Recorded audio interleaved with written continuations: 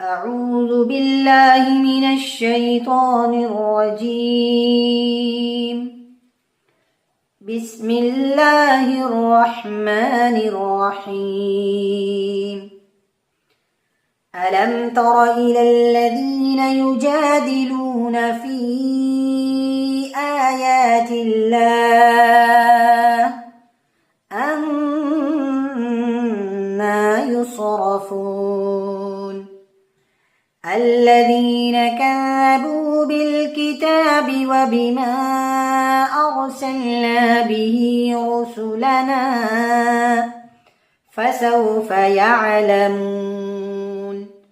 إذ الأغلال في أعناقهم والسلاسل يسحبون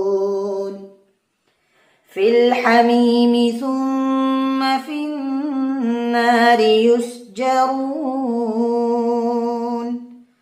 ثم قيل لهم أين ما كنتم تشركون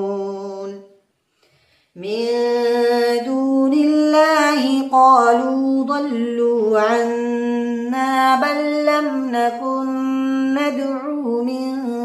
قبل شيئا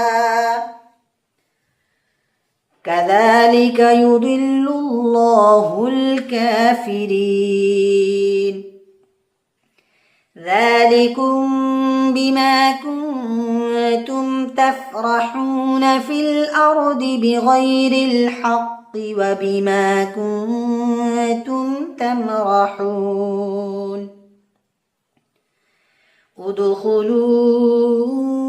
أبواب جهنم خالدين فيها فبئس مثوى المتكبرين فاصبر إن وعد الله حق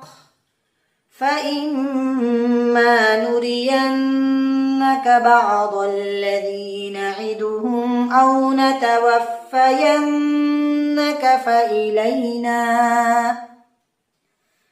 فإلينا يرجعون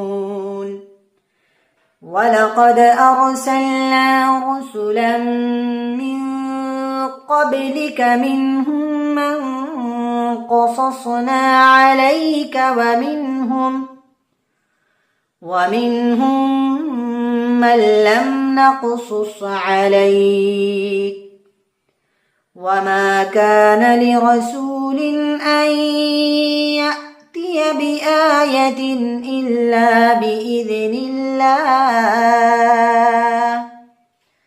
فإذا جاء أمر الله قضي بالحق وخسر هنالك المبطلون